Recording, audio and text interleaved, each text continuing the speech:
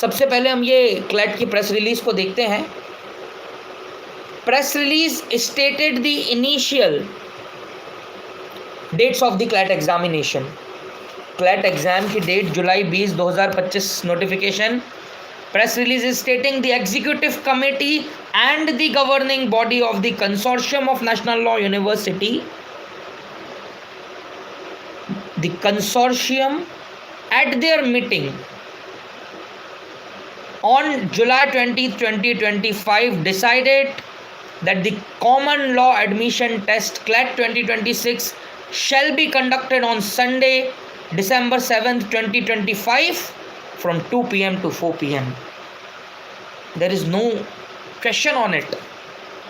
But now one side has to pull back. It's really misbehaving that this particular thing, does consortium of national law universities is including all the national law universities? क्या consortium of national law universities ने सारी की सारी national law universities को include कर लिया है क्या इस वक्त में? तब तो आंसर इज बिग नो। ऐसा तो उन्होंने किया नहीं है। अल्टीमेटली जो दूसरी चीज़ हम देखने को मिलते हैं, हमें देखने को मिल रही है यहाँ पे, वो क्या है? That particular thing is guys, that particular thing is कि AILET date is also simultaneously same. But हमारे लिए अभी काम की क्या बात है? अगस्त 1 फॉर्म आ जाएगा। 31st October 2025 there will be the last date to submit the form. The more updates will be back again. Consortium जो है वो और डेट्स लेकर के आएगा आगे चल कर के।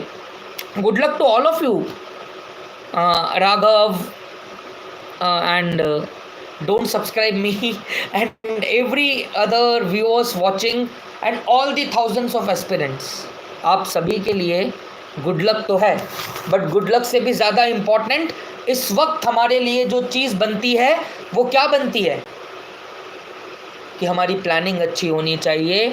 अब हमें एग्ज़ाम को लेकर के क्या क्या करना है, अब हमारी अप्रोच क्या होगी इस एग्ज़ाम को लेकर के, हमको फटाफट से उस सारी चीज़ों का ध्यान देना होगा। हमें घबराना नहीं है।